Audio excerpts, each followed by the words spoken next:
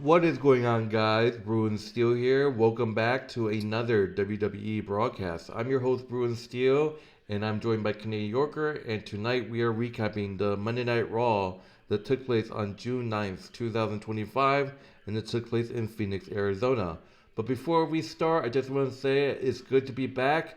I was out of town for a good couple of weeks, and kudos to my partner in crime, Canadian Yorker, um, who did the broadcast when I was away. So if you guys haven't seen those broadcasts, they're on the Wrestling Bro channel. It's a live stream. So yeah, and I kind of skipped out on this past Friday Night Smackdown and Money in the Bank recap videos. So yeah, haven't really done a broadcast. But Canadian Yorker has the broadcast that he did when I was not available on the WWE Wrestling Bros channel. The link will be in the description of this video. But yeah, it's great to be back. Canadian Yorker, how's it going tonight? Ooh, yeah, it's great to be back. It's good to have you back as well for a wrestling broadcast. And I gotta say, uh, it's good to have you back because you were definitely going through stuff, but you came back looking refreshed, coming back from your trip, and you had a great time on a vacation. So it's good to be back, and good to be here talking about wrestling. So let's get this thing started. All right, so let's get started. So this is right after Money in the Bank. Money in the Bank was awesome. I didn't really watch too much because, like I said, I was out of town. But I saw highlights. But Money in the Bank was okay, I guess. Kind of got some predictions right. But John Cena makes his entrance. So excuse me, John Cena makes his entrance and lets the crowd do their thing for a good long beat before calling for his introduction and then again before actually getting on the mic. He said that the crowd teaches him something every time they open their mouths, and what they taught him at Money in Bank is that RTruth is a lie. They open their out they open their out mouths and waste their energy cheering a sideshow comedy whose greatest achievement is pretending to be him, and they thought they did something good. This provokes We Want Truth chants in the arena tonight, and he asked if they think that actually accomplish anything before calling them spineless keyboard warriors and ignorant armchair activists with no real power to change anything. Oh, you don't like that? Our truth is a gimmick that will spit out in a year and then won't care anything about. He tells the crowd to never use him to benefit one of their garbage pity parties ever again because this is his farewell tour, goddammit. He has limited time. He told us when he got started he had 36 days and now we're down to 19. This is almost over and we're halfway done. And if you want to accomplish something, don't waste your voice to summit the class clown. Set him competition the way he sees it. Everyone they cheered for, from R-Truth to Cody Rhodes to Randy Orton, he has shut their mouths and beaten their best. He gets interrupted by CM Punk. CM Punk asks John if he's comfortable and says he wants him to be comfortable because there are a lot of things he wants to get off his chest. He prepared to have this conversation with his fist, but one way or the other, he will listen to everything he has to say right now. It's ironic, isn't it? Cena strapped up, the Boy Scout saying he's going to ruin the establishment that made him who he is, and CM Punk, the iconic Clash, the outcast, simply defending the establishment. The one things change, the more they stay the same. He's not defending the establishment. He's not standing DTKO or trying to save billionaires. He's here for the people. Is John made because the establishment picked him up, but the people never did. And CM Punk was chosen by them in 2011 to be the voices of the voiceless. CM Punk says you want to say you don't get the best. Cody is their best, and he only wins through sucker punch and jiggery. You want to brown nose the final boss. These people are his boss, and it's his job to give them what they want, and they want the truth. They're gonna get wrong killings. We're all spokes on the wheel. He always said that in his time that CM Punk teaches John Cena that he just a spoke on the wheel, and it starts when he takes the title off of Cena's shoulders. CM Punk says, "Remember when they locked up at Elimination Chamber? It felt electric." And then Seth Rollins hit the blackout, and Cena didn't miss a beat before pulling Punk into a STF. And the last thing he heard as he lost conscious was John Cena screaming that he's sorry because he knows that what he's doing isn't right. He says Cena knows that what he's doing is wrong, and the crowd ability to the "you sold out" chants. Punk says after he takes the title off him, he's going to spend the rest of his days crisscrossing the country apologizing for the man he became. That belt has corrupted him, and Punk knows because it turned him to a monster when he held it in 2012. When he came back, he had a list of goals, and holding that title wasn't one of them because he wasn't sure what would happen if he held it again. But now he sees that he has to become a monster to stop a monster. To guys like Cena and Rollins, is a chip that means power and control. But to CM Punk, it belongs to the people. Let's go Cena. CM Punk chants break out as he levels a long stare at Cena. By his count after tonight, John Cena has 18 days, and out of what little respect he has for John, he let him pick which of those days Punk takes the title off him. And if he's the man he thinks that is, if he's more Red Sox than Yankees, that date will be tonight, right here in Phoenix. John picks up the mic and sums up Cena Punk, one final match, the best in the world versus the greatest of all time for the undisputed WWE Championship. Let's do it. But John Cena says not touch. For a match like this, Punk will have to follow him to Saudi Arabia to do it at Night of Champions. They square off, and then Seth Rollins makes his entrance on the stage, flanked by Braun Breaker and Bronson Reed, and holding up the Money in the Bank briefcase. So we're gonna get John Cena versus CM Punk. A rivalry has renewed at Night of Champions in Saudi Arabia, and we saw Seth Rollins teasing a Money in the Bank cash in. So John Cena and CM Punk, a rivalry that's been going on. One last time, CM Punk versus John Cena at Night of Champions. That's gonna be a fun one to watch. So what are your thoughts on that opening segment between John Cena and CM Punk? So there's a lot that is said there between John Cena and CM Punk.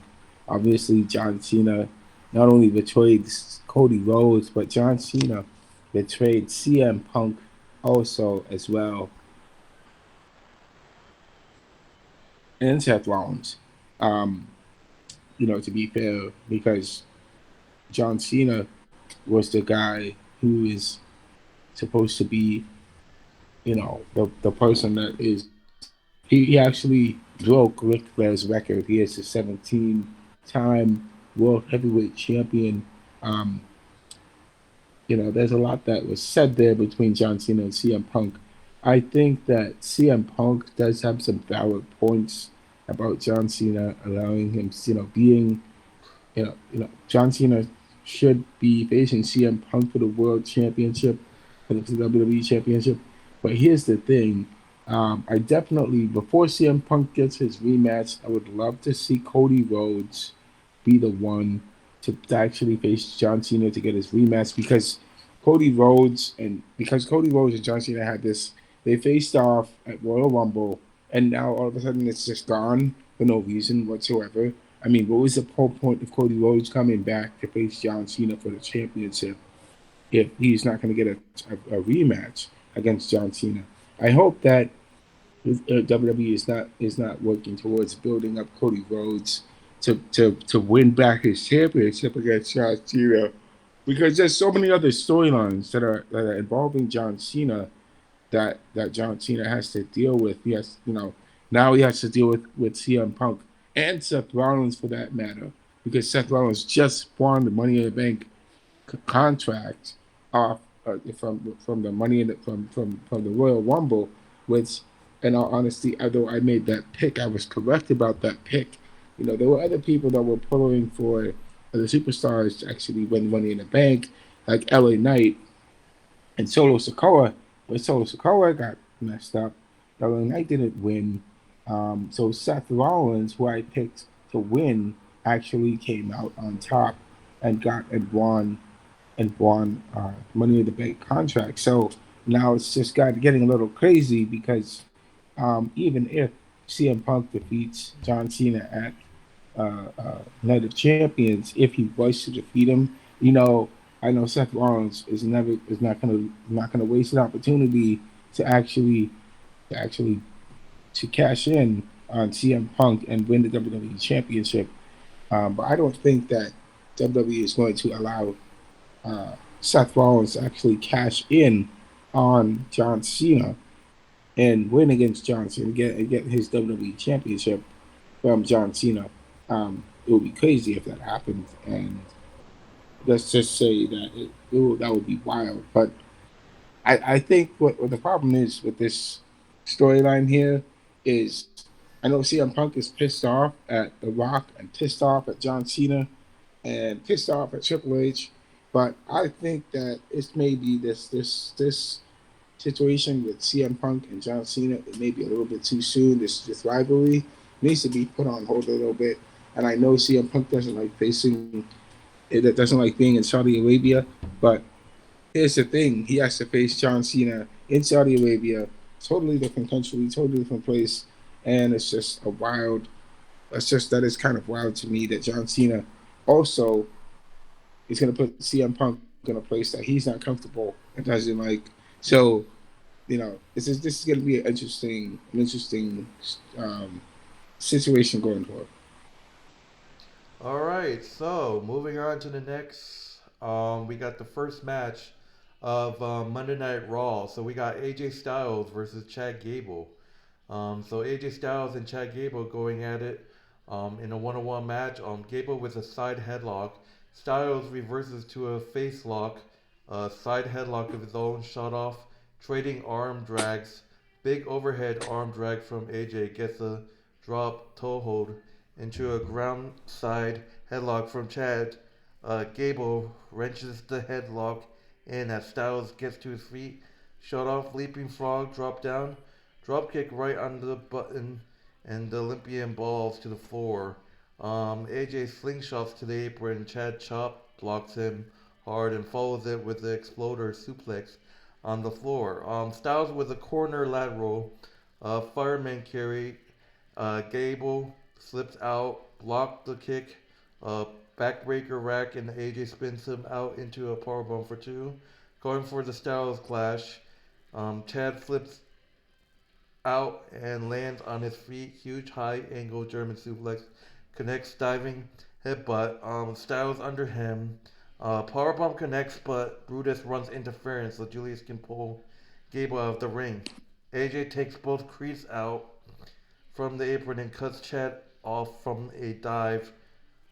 Springboard countered into an ankle lock. Styles roll over to try to kick his way out, but Gable hangs in there and rolls him right back through to maintain the hold.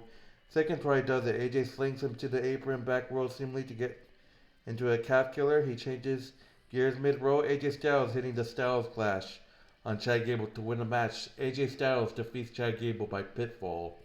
So what are your thoughts on AJ Styles defeating Chad Gable? I think it's a good pickup win for AJ Styles. I know that AJ Styles doesn't have much longer left in WWE, um, but AJ Styles definitely deserves another one more run for a good measure to get another championship under his belt. I think AJ Styles definitely deserves another championship one more at least to go forward. I think for Chad Gable, man, I think Chad Gable definitely has to step up his game. Obviously, he has to keep on improving as a wrestler. And I know he is a heel and he's a really good wrestler, for that matter. But obviously, American Made and Chad Gable definitely need to get some wins. He needs some quality wins against the WWE roster. One of the things I forgot to mention, I didn't. I just found out about this. The night before Money in the Bank happened, Chad Gable was wrestling in a match against a Hispanic wrestler from the Triple A Mexican Lucha Libre wrestling wrestling wrestling event. I forgot the name of the wrestler, but some of you might know about it. But Chad Gable actually won that match. I haven't. It's actually on WWE. It's on WWE. The website. Basically, anyone can watch it. But I thought it was interesting that Chad Gable won that match. Chad Gable can win that. Chad Gable can definitely get some wins. The AJ Styles definitely got the win, so it's a good win for him. All right, so sorry. Uh, Moving on to the next match, we got a fatal four-way match. So this is Queen of the Ring first round match. So Triple H has put together a tournament where there's four fatal four-way matches where I think it's literally the bracket is so weird. But basically, the winner of this tournament will be challenging a championship of their choosing. So the final two will be facing off against each other at Night of Champions. So this tournament decides who gets the title shot. So I don't know how it's gonna work since there's two titles on Raw and SmackDown. I guess if a Raw superstar wins, they get a shot at Io Sky's title. If a SmackDown female superstar wins the tournament, then they get a shot at Tiffany Stratton's title. So this is a first round match. Kairi Sane versus Liv Morgan versus Rhea Ripley versus Roxanne Perez. Pairing off, Rhea Ripley gets Morgan in a bear hug, and Roxanne breaks her out with a diving elbow. Sane comes screaming in, whip across. Kairi Sane gets a 2-for-1 on Liv and Roxanne. She dances a little jig, ducks the lateral from Rhea, but eats an alarm clock kick to the midsection, and then drop kick for two. Kairi Sane drops Ripley, cover for two, off the ropes. LA Casadora Bulldog blocked. Rhea Ripley charges in. Sane sidesteps but runs right into a boot. Back body drop sends Roxanne to the floor, but Morgan stacks both of them up in the corner. Figure four. Head scissors from Rhea Ripley chokes Liv, but Roxanne saves her. Wow. Okay. Pando Roxanne slides in and blocks Reptile Morgan with a chop block. Off the ropes, tilted of Guerrero sets up Codebreaker from Liv to activate a side Russian leg sweep. Kairi Sane dives on them, crossbody call. They work together to military press Kairi Sane into Rhea over the ropes and to the floor. Kairi Sane working a comeback of Morgan, marching to the corner, sliding forearm. Roxanne breaks it up. Rhea Ripley stacks them up with a drop kick. Liv cuts her off. Springboard Goldbreaker. Kairi Sane breaks it up. Morgan and Sane brawling in the corner. Liv brings Roxanne in, jostling for position in the turnbuckles. Rhea Ripley gets under them. Double powerbomb on Morgan and Perez. Kairi Sane with a diving forearm on Rhea for two. Kairi Sane blocks a kick. Leg pick, axe kick off the ropes. La Cazadora stun connects. Roxanne and Morgan break it up. They throw Rhea into the post. Liv putting vicious boost to her. Roxanne with a kick. They turn to Kairi. Lunge blower takes her out. Morgan relents and high fives Roxanne Perez as Rhea Ripley gets to her feet in the corner. Big lateral for both of them. Drop kick for Roxanne. German suplex for Liv. Uh, excuse me. Front kick, face breaker, fall away slam, and Roxanne is sent to the apron. Rhea Ripley ducks a dive from Kairi. Big boot headbutt for Roxanne, block oblivion. Right hand pump handle, Riptide connects. Raquel Rodriguez pulls Rhea Ripley off of the cover. Rhea Ripley and Raquel Rodriguez trade right hands. Kairi Sane off the post, diving elbow takes both of them out. Kairi Sane goes up top. Liv Morgan still down and out. Diving elbow, Perez breaks it up and grabs her own bridging pin on Sane. Roxanne Perez with a bridging jackknife pin and Kairi Sane to win the match. So wow, Roxanne Perez defeats Kairi Sane, Liv Morgan, and Rhea Ripley by pinfall to move on in this tournament. So wow, Roxanne Perez, what a WWE debut or main roster debut for Roxanne. She qualified for Money in the Bank and now she's won a first round King of the Queen of the Ring tournament first rounders. So Roxanne Perez with a huge win. What are your thoughts on Roxanne Perez winning this first round of the Queen of the Ring tournament? Wow, I gotta say, Roxanne Perez is like I said, man. She is good. She is a real deal. She knows her stuff. She can wrestle. We should not be underestimating Roxanne Perez, but definitely have to give it up for Kylie Sane as well. I know all any of these women could have won Queen of the Ring to move on and advance into the tournament, but Roxanne Perez came out on top. And just like she's been showing flashes of her excellence in NXT, And when she got into the Royal Rumble, she was in that. She was also in just doing her thing. She's been on a roll. She's been working hard, putting in that work and doing her thing, what she has to do, to succeed. And she beat Rhea Ripley, Liv Morgan, and Kairi Sane to get to this point. So, gotta say that's hats off to her. And as also she's also a member of the Judgment Day. So, I guess we can't really hold it against her since she is part of the Judgment Day, and her and Liv Morgan definitely have to find a way to work together. If Roxanne Perez wants to bring the Judgment Day back into some sort of relevancy, then this is obviously Liv Morgan has to work alongside Roxanne Perez as well as Raquel. Raquel also has to do the same, to elevate the Judgment Day back into its former glory. So Dominik Mysterio, you know, you know, he has to obviously work alongside her. Um, but what else can we say? Good pickup win for Roxanne, and kudos to her.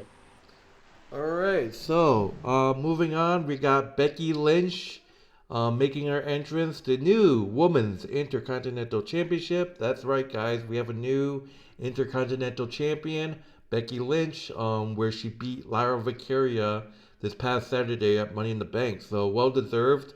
I picked Becky Lynch actually, so I kind of had to figure she was going to beat Lyra at the last chance she had. Becky Lynch says that she should be out here celebrating her incredible victory on Saturday, given how few opportunities she has to celebrate new things in her career. The WWE Intercontinental Championship is meant to be about opportunities, but the biggest opportunity has been her winning it and making it the greatest prize in all of pro wrestling just because it's hers. She should have spent the weekend celebrating her win with her hot husband and her beautiful child, but no, because of that distinguished bird lady, Lyra Valkyria, ruined everything.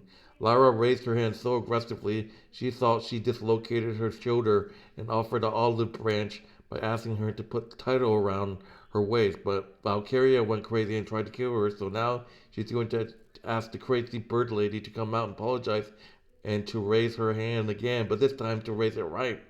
Lyra Valkyria um, comes to the ring, but then Bailey returns. Welcome back, Bailey. Oh, But Bailey ambushes Becky before Lyra could make it to the ring. Becky bails and runs up to the aisle, but Lyra sends her right back inside. Lynch barely slips out of a rose plant and runs out for the crowd. So welcome back, Bailey. Bailey versus Becky again. Wow, do it this time, but Becky has to heal. I mean, they're gonna do Becky versus Bailey again. I'm just gonna let you guys know that they're doing that again. But funny thing is, like, Lyra was kind of confused. Like, Lyra didn't look happy that Bailey was back. Do you all think that Lyra had something to do with Bailey getting attacked? Scenario is kind of similar to the whole Naomi, Jade, and Bianca shit. So, what do you think? Because the reaction that Lyra had was a little sus. But welcome back, No, Bailey. hold on. No, I don't think so. No, that makes no sense whatsoever. Becky clearly the difference between Naomi, Jade, and Bianca is that it took months. It took a few months for us to figure out who was the one that attacked Jade Cargill, and then we found out who it was at the elimination chamber. We found out who did it, and it was Naomi.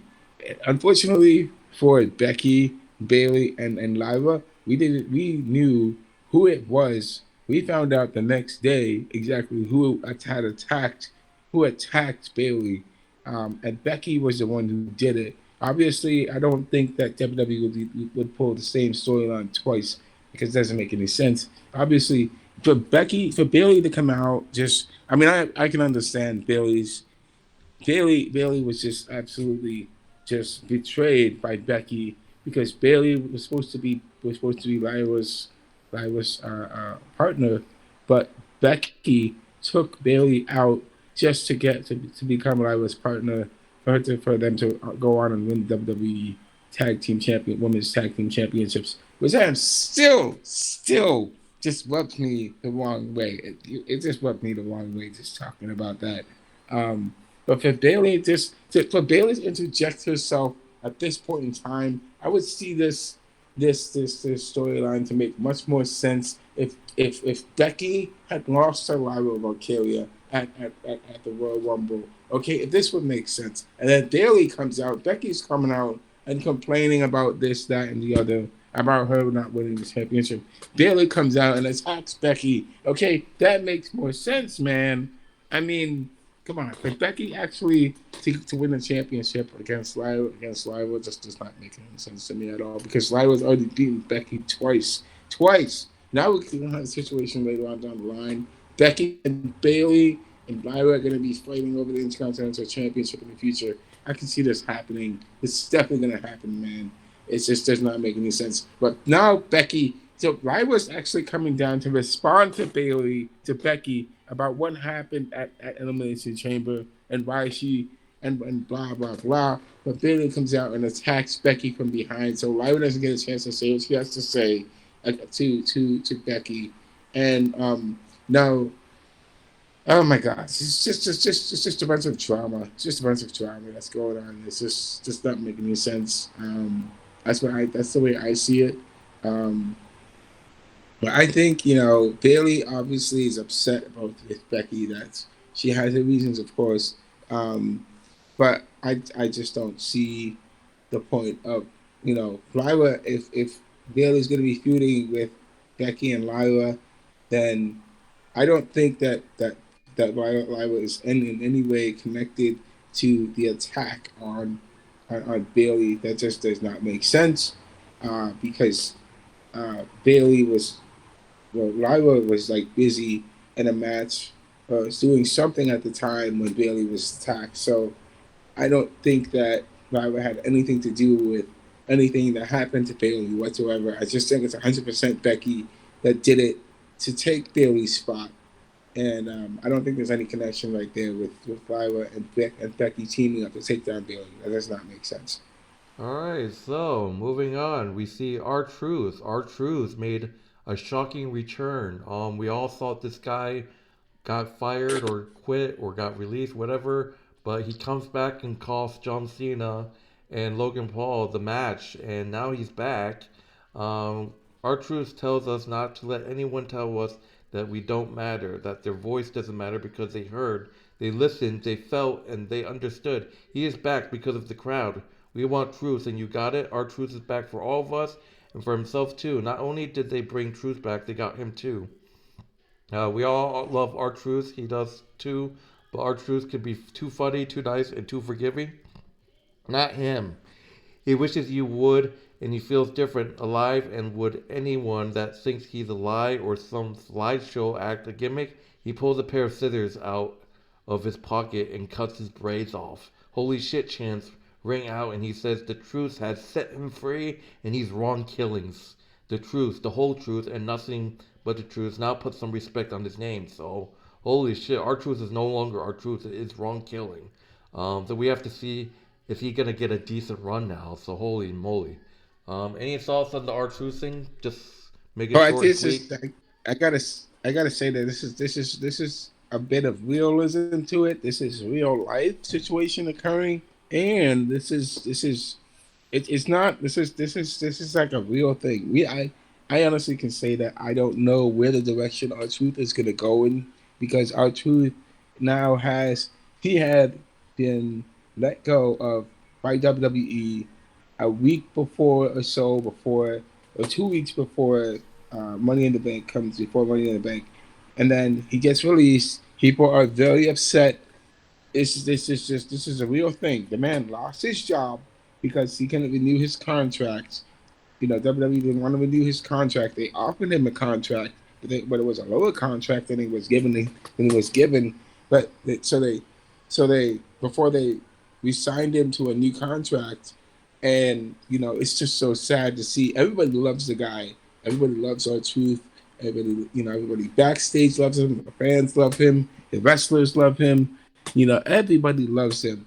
and it's just so sad to see him go. But to see him go in the manner that it happened was just a shameful way of, he's just let go for no apparent reason whatsoever, and it happens to fall. And this is where it gets real because it's actually Triple H that made the call to release R-Truth, and now that R-Truth is just going wild and going crazy, man, because he realized that he was he was he was brought back because the people in the company wanted him back, and the fans wanted him back, and he was really bringing the authenticity of WWE back to where it's supposed to be at. Um, but I mean, R-Truth, man, definitely this guy could definitely get his push, get some title runs in. I could see R-Truth going up and challenging John Cena once again for the WWE Championship, or going after the World Heavyweight Championship, because now he just went from a funny side character to a serious main protagonist type of person. So, and he has like a lot of push behind him. I would say that the thing about him afterwards, with him cutting his dreads and cutting his braids, man, right on live television, that shows his commitment to who he is as a wrestler, and he's showing who he is, and he is not backing down from nobody and taking no for an answer.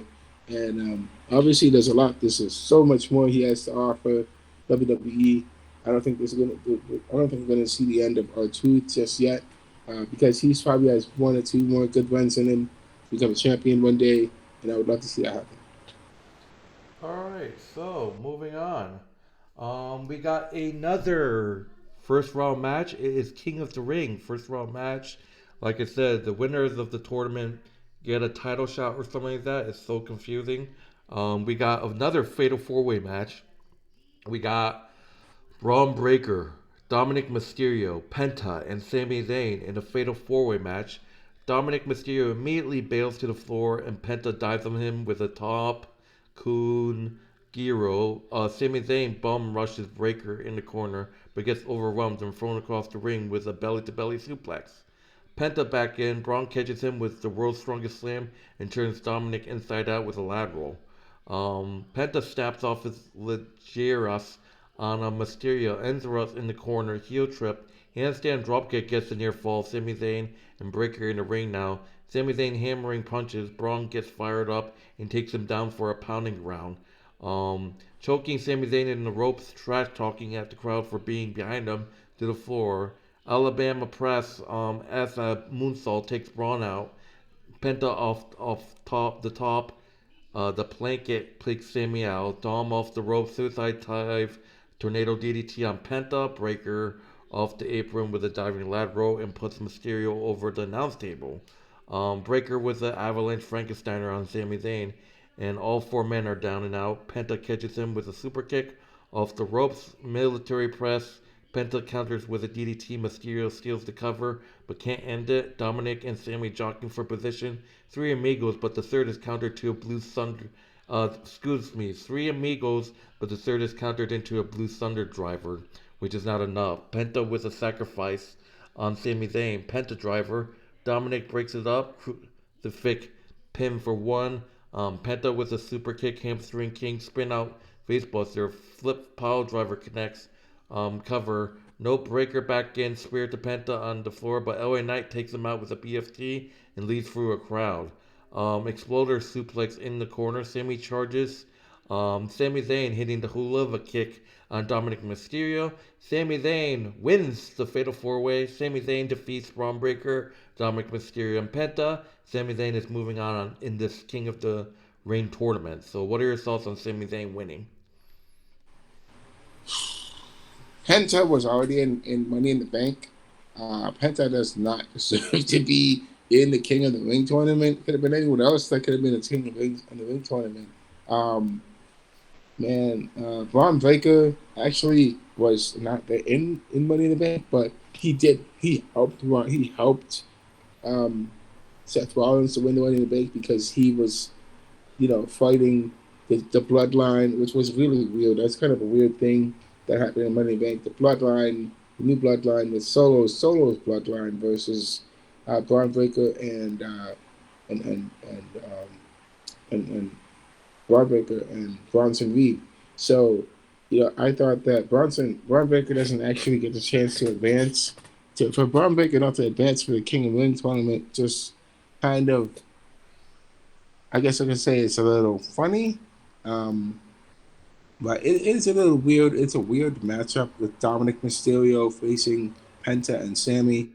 I think Dominik should definitely defend his title again. The man should defend his title. He shouldn't be given chances to move on if he wants to. He obviously has to defend his title against somebody. He hasn't had much title defenses. He needs more title defenses. One of the other things I want to comment: Sami Zayn winning Money in the Bank. I'm sorry, but Sami Zayn winning uh, this getting this win is quite interesting. I wonder what is going to be Sami Zayn's um, next move potentially, because there's a lot that Sammy has to do, and he has to keep moving forward. So that's all I gotta say. All right, moving on. We got Nikki Bella. Nikki Bella, welcome back to WWE. Nikki Bella. She was making supposed to make an appearance this week. Nikki Bella making her entrance. She talks about how great it is to be back in the ring and thanks to WWE Universe and her Bella Army. And she's here to talk about Evolution 2 finally happening. She remembers main eventing the very first one, and it's been incredible to see the woman division growing since then. And she lists a bunch of talent, including Stephanie Valrett. She speaks on behalf of the women of the past that she's so surprised. She's so proud of where the division is now. And Nikki Bella gets interrupted by Liv Morgan, charging out all mad that Nikki didn't mention her. Bella begs off, saying it was unintentionally, but Liv yelled at her about being the most talented woman in the division, being world champion all last year and breaking records as a tag team champion. Nikki is lucky she wasn't around when she was active because she would have beaten her them too. Morgan said she realized she didn't mention her because she's jealous that she has everything Nikki doesn't. She has respect, a championship, and she has a man. Dominik is not your man. She's just like on TV. Bella says she gets it. Liv lost tonight. She's angry. It's a bad night for her. But speaking of her man, she's trying to figure out who he belongs to. Is it Morgan or a Roxanne Perez? But she asks if Liv could do her a favor and congratulate Roxanne for taking her title shot and her man. Morgan says she can say whatever she wants to because she's a champion and all Nikki ever be is a reality show diva. Bella turns and goes back to the ring, and Liv Morgan lays her out with Oblivion. Morgan tells her that this is her division and throws her hat at her. So welcome back, Nikki Bella. But what it cost, getting beat up by Liv Morgan. Book the match, Triple H. Liv Morgan versus Nikki Bella at Evolution 2. Do it. What are your thoughts on that segment? Yeah, I think that I'll say this. I'll just be honest with everybody. I have not really seen much of Nikki Bella in in in WWE. But I do remember Nikki Bella. I did that she was really good in her when she was active as you know as a wrestler. Um, Nikki gave a lot to the company, and she's definitely getting a lot back too.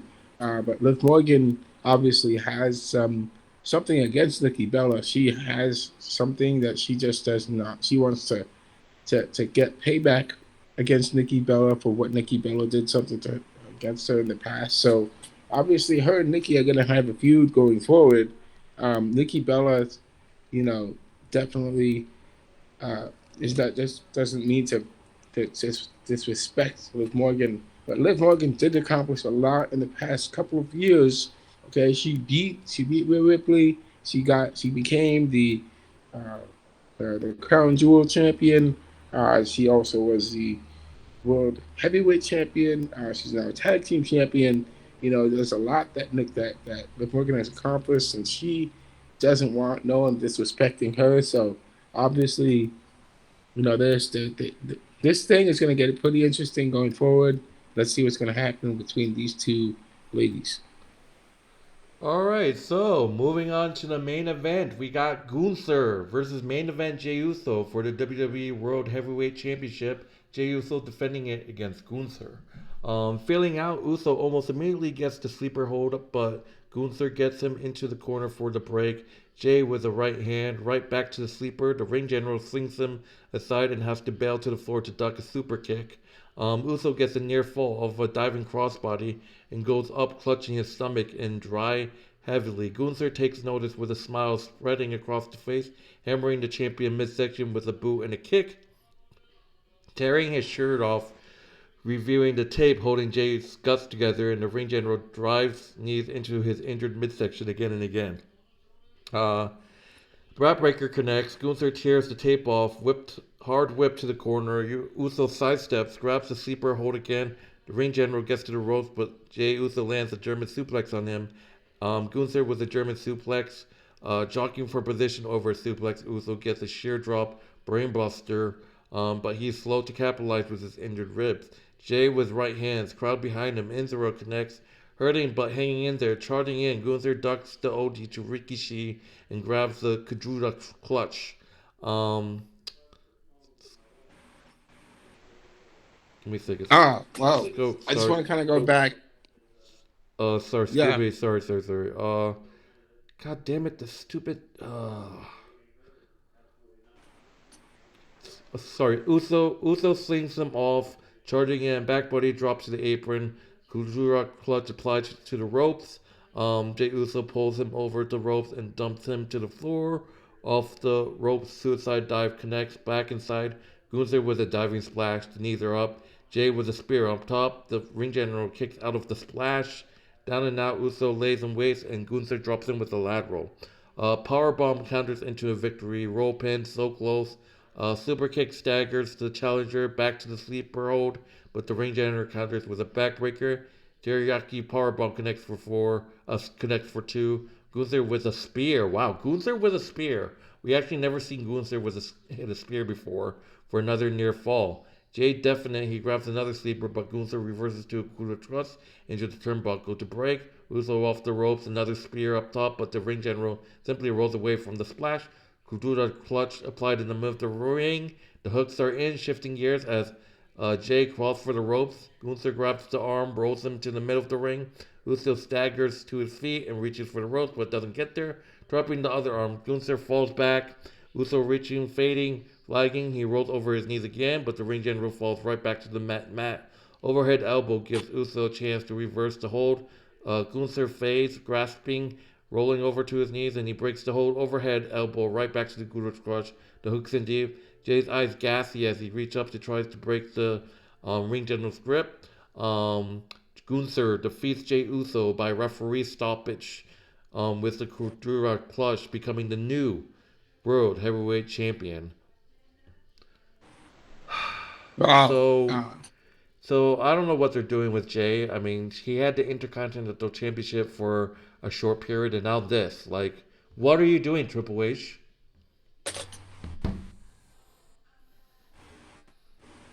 Yeah, I agree. I agree that what is Triple H doing? What is with all of this horrible bookings on the show with the with the King of the Ring and Queen of the Ring matchups? It's just really weird to seeing the same people. I have nothing against wrestlers, but just the matchups in itself are just weird and awkward. And the show has no storylines connecting whatsoever. It's just really weird. Just talking about that, but and for Jey Uso, who is the world heavyweight champion, to lose his championship to Gunther at Money in the at this Monday Night Raw is absolutely mind-boggling because Logan Paul should be challenging Jey Uso for the championship, and this is the what we get. I mean, Logan Paul, let's be fair, does deserve to get another title, does deserve to challenge Jey Uso and win or lose, whoever win or lose, somebody should be the champion here. Somebody should be the champion. As said, Gunther is getting is another title shot right after Money in the Bank. I mean, come on now. This just doesn't make it makes no sense whatsoever for me. To me, it makes no sense. And the booking for this situation just does not make sense. Jey Uso does deserve to continue to have his title shot just a little bit longer, but I mean, just to reign as champion a little bit longer. I know he's injured, and he did get beat up on Friday Night SmackDown, and he got beat up on Money in the Bank. But for Jey Uso to lose in this manner to Gunther, Gunther definitely just picked him apart. Gunther picked Jey Uso apart, left and right, and until Jey Uso could not stand against Gunther, and then Gunther choked him out. And just the way he's the same way he lost at WrestleMania, it's the same way that he lost at this Monday Night Raw to Gunther. Gunther choked Jey Uso out, and basically that he won. Just like he choked out Damian Priest and won as well. His son won the World Heavyweight Championship the first time. The one thing with Gunther, I definitely think Gunther definitely needs some more character, man. He needs more development in himself as a character. So, what's going to be next for Gunther as World Heavyweight Champion? And now that he is champion, he has to watch out for Seth Rollins cashing in on him, become the become the next champion. Um, if Seth Rollins wants to get the World Heavyweight Championship back, um, but there's a lot to be said there. So, um, man, it is kind of sad that Jey Uso lost, but Jey Uso definitely needed. Let's just say yes, he used this as a wake up call to get his championship back. So that has to happen. All right, so that would do it for Monday Night Raw. Let's go to our grading like we do usually. Um, I like this show. I mean, it has to mean something if Gunther beat Jay. Like, what is Jay's next step? People are saying, is he gonna go back to the tag team division, team up with Jimmy? I mean, people are talking about him having a singles run, but so far it's been unsuccessful for Jay. So we have to see what Jay's gonna be doing moving forward. So it's gonna be interesting to see, is Jay gonna get a rematch? Is Jay just gonna go after the World Heavyweight Championship, or just let it Gunther have it? I mean, that's just sad. But I give this a B plus. I'm gonna give this rating. I'm not gonna rate it very high. There's just a lot of things that just were inconsistent in this Monday Night Raw. So I am giving this rating a C. Uh, A C. yeah, I'm gonna give it a because there's just so many things that could have been improved, but there's just so many. There were also inconsistencies in the Monday Night Raw. I just felt like it was poorly put together. I'm giving it. That's what I'm giving it. God damn. Okay. But anyways, that would do it for Monday Night Raw. Thank you guys for watching. My name is Bruin Scales. This is Kenny Yorker. If you haven't done so, excuse me. If you haven't done so, like, subscribe, check out Canadian Yorker's YouTube channel. Link will be in the description, as well as our WWE Wrestling Bros channel. Link will also be in the description. That's where Canadian Yorker did the broadcast while I was out of town, so be sure to check that out. But anyways, see you guys later. Enjoy the rest of your night. We'll see you guys in the next broadcast, hopefully. So yeah, see you guys later. See you later.